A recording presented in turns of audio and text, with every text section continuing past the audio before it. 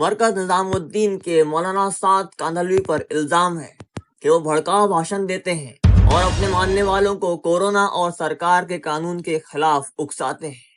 आइए जानते हैं क्या है इसके पीछे हकीकत और इसका असली राज। जब बसीरत टीवी ने बात किया मौलाना मुफ्ती सैयद सलीम कासमी चिश्ती से, तो उन्होंने क्या कहा, आप भी सुनिए। देखिए, पहली बात तो यह है कि लोग इतने कम पढ़े लिखे नहीं हैं, और खासकर दिल्ली में, कि वो किसी के भड़काऊ भाषण देने से भड़क जाएंगे।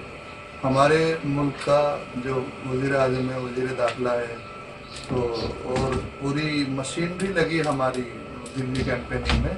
तो दिल्ली कैंपेनिंग में जो चुनाव हुआ उसमें भड़काऊ भाषण देने में अनुराग ठाकुर, परवेश वर्मा, कपिल शर्मा और खास करके हमारे गृह मंत्री तो यहाँ तक कहा कि इतनी जोर से बटन दबाओ कि करंट शाहीन बाग में लगे।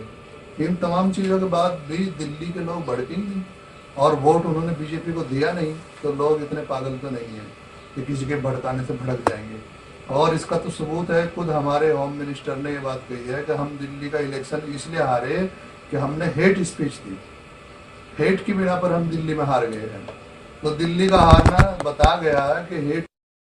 तो फिर इसमें मौलाना साहब अगर भड़काऊ भाषण देते भी हैं तो दिल्ली तो खुद इतना समझदार है कि वो किसी के भड़काने में आते नहीं है। रहा एक जिहालत की बात कि कम पढ़े लिखे लोग हैं, उन्होंने कोरोना के मामले में लापरवाही की, तो लापरवाही तो इस वक्त में पुलिस की पिटाई के इतने वीडियो हमारे मुल्क में फैल रहे हैं, जो लॉकडाउन के बाद भी लोग लॉकडाउन को तोड़ रहे हैं। तो अगर वो जो लॉकडाउन तोड़ रहे हैं वो तो मौलाना साहब नहीं कह रहे ना किसी को तोड़ने के लिए, घर से निकलने के लिए। मौलाना साहब की बात जमात के लोगों ने मान भी ली है, तो ये बाकी के लोग लॉकडाउन क्यों तोड़ रहे हैं? तो इसमें मौलाना साहब का हाथ नहीं है। इस तरह मौलाना साहब के कहने की वजह से अगर चंद लोगों ने लापरवाही कर भी ली हो, तो वो लापरवाही तो लोग खुद करते हैं। इसमें मौलाना साहब के सर पे चूंकि ये इल्ज़ाम आयद कर दिया गया है, और इल्ज़ाम तो खैर तो कहना सही नहीं होगा क्योंकि उनकी तकरीर खुद मीडिया चला रहा है कि भाई वो कह रहे हैं इस तरह की बातें, तो चलो हम इसको मान लेते हैं, लेकिन इसमें तो कानून अपना काम करेगा ना। तो अगर वो भड़काऊ भाषण की कैटेगरी में आता है तो कोर्ट उसको देखेगा, और उस पर कोर्ट को फैसला लेना है कि वो भड़काऊ भाषण है कि नहीं है।